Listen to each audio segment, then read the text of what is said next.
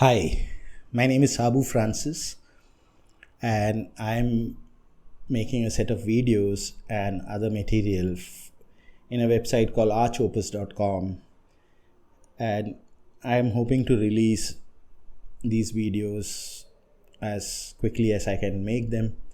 Hopefully, once a day, I will spend some time and I'll talk about architecture. It's meant for students of architecture mainly, but it is also meant for young architects who are teachers in the field of architecture and who need additional material for them to discuss with the students.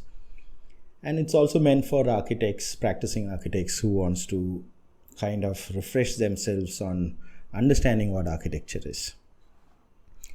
It's not just me. That particular site would have other mentors also, and we would put together such material, and we would also have other systems in place. There's a lovely chat system which is coming up there, and you can use that, and there will be a method by which students can upload their submissions, and we can probably mentor them and pass some additional learning material for them to understand. So last time I had spoken in one of my earlier videos on the three questions which we need to ask on architecture, not directly, but taking a step back and ask some deep questions. You can refer that video later on that, which gives an overview of that. Now, two of those questions actually kind of confused a few people. Many did understand, but a few people did not. So I thought I'll probably expand on those two questions. One was to do with tangibility of space. Why did I say that? Why should space be tangible? And the second question is the question, where does life happen? And I said life happens inside architecture, and it's always going to happen inside architecture, whether anybody likes it or not, whether somebody likes that piece of architecture or not. That person, it's almost like a condemnation. He has to be, or she has to be, in that piece of architecture. Why people, even all living organisms, find themselves somewhere in space somewhere. So that's a very, very large claim, and I need to probably give you additional material on this. Now, what is tangibility? Tangibility is when you say that I can hold this, so this is tangible. This is a tangible experience. It's not a mythical experience. It's not an imaginary experience. It's tangible. I can feel this particular remote, right? I can use it to switch on that particular AC, and because it has got this use and it's important, so I actually probably start taking care of this. And even the designer of this particular remote would appreciate that it would have its use, so therefore he would say that, okay, I'll give rounded corners so it doesn't hurt anybody. I'll give this colored button there in a particular way so that they know which one is the most important one. It's got a texture also, so you can do it blindly when there's no light and all that.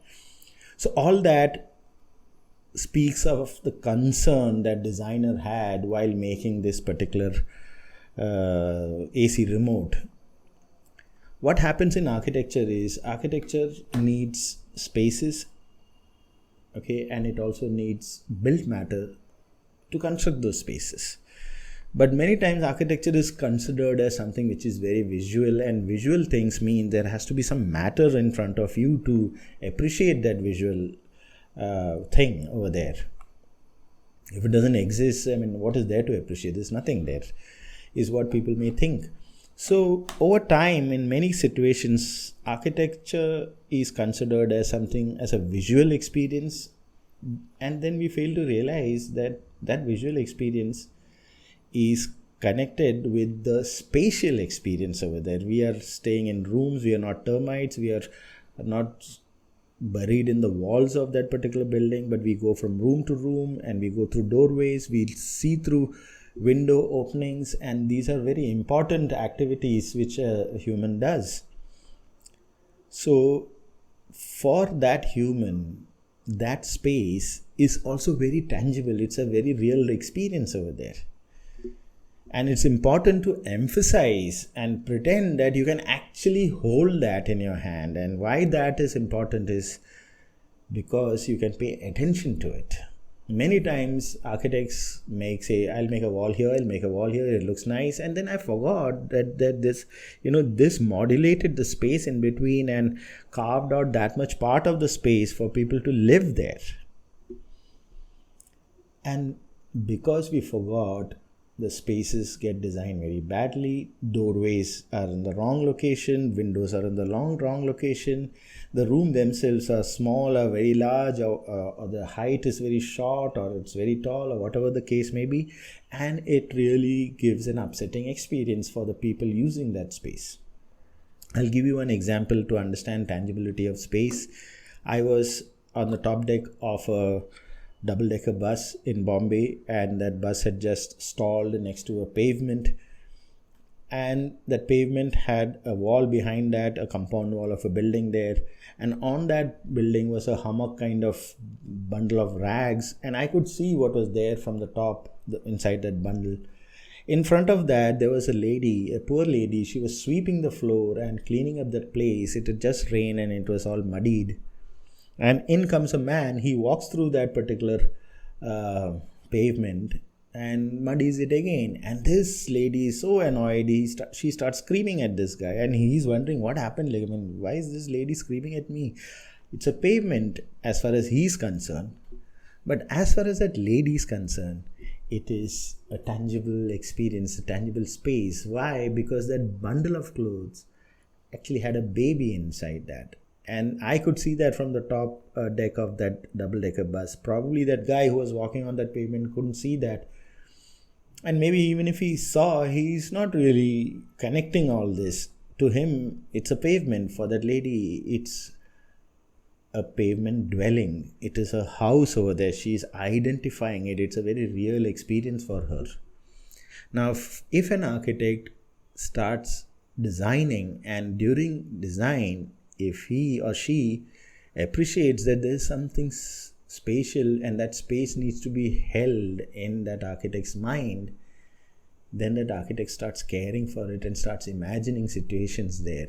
That's why I said that space is tangible. The second question, which is, where does life happen? How does life happen? Life happens, I explained, inside architecture.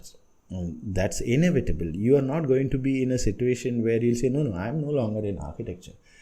You are going to be in some form of architecture. It could be possible that you are out there in nature, but that also in one sense is architecture, because there's a set of spaces over there. And that spatial experience inside architecture is a place where instances unfold one after another in that location. And when that instances unfold for that person, what do you mean by instances unfold? Means something or the other is happening there, right? Can the architect dictate what will happen? Can the architect dictate what that particular person should feel? How can he? He's not the one who's going to stay there, right? Maybe he may design his own house, and in that particular house he may stay, but he can't stay in all the buildings which is there. So to imagine himself staying in that, I don't think that is the appropriate way to look at architecture. What that architect has to do is to have empathy and start imagining somebody else staying there, and what would be the way that person would experience that piece of architecture instance by instance by instance. And for that, there is a very interesting example. There's this beautiful book called By Their Own Design. You should read it. It's got a collection of nice small articles by various architects. And there's a lot of architects who have done some really good writing there. So Arthur Erickson has got an article in that. And he speaks about an old age home which he had designed. And in front of the main door of some of those homes, he had designed on the wall over there a kind of a device which looks like a planter cursorily, because it is like a planter. It does serve the purpose of being a planter. But if that person doesn't want to look at it as a planter, it can serve the purpose of a night light, because it's got a light fitting below that.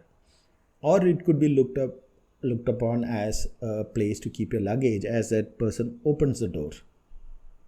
Now look at Arthur Erickson. He's a very sensitive architect. I really like his way of design. So he's trying to imagine what kind of instances can come in front of that door, and he catered for 3 different interpretations. One as a guy who's interested in planting, so he's got a planter over there. Another person may in another situation wants light, so it's got a light over there. And a third situation where it's a place where people can temporarily keep some piece of luggage as the door is getting opened. So the point here is that the experiences which happens in architecture, to understand what those experiences are, you have to appreciate that there can be multitude of experiences, and that's actually you can spend a lot of time thinking about. You can get a little neurotic about it and start imagining all kinds of situations happening there. And it's not that you can solve everything by using a pluralistic design the way Arthur Erickson did. He used that in that particular case. I'm not trying to suggest that, okay, while designing you have to put in different elements into the same thing. I'm not really that. But the fact that you can imagine there can be different ways by which those instances of life happens there, if you get sensitized to that, then you'll start understanding what is architecture all about. So this is kind of an additional material to my earlier video, and there will be more such videos, not just by me but by other mentors. On that site we will also have chatting systems, which is a very important part on that site, and it will have other learning material, and we will upload certain contents for you to use. And we will also have a way by which you can assess the works of students, so they can put up the students, as long as they don't quarrel with their teachers and say that, in Arch Opus they said like this, but you're saying something else. We don't want to be in between between a teacher and the student, but this could help in improving architecture from the ground up, and I think that's very important. It's very much needed, especially in a country like India. By the way, this is available for everybody all over the world. And so we'll see you in the next videos. Thank you so much.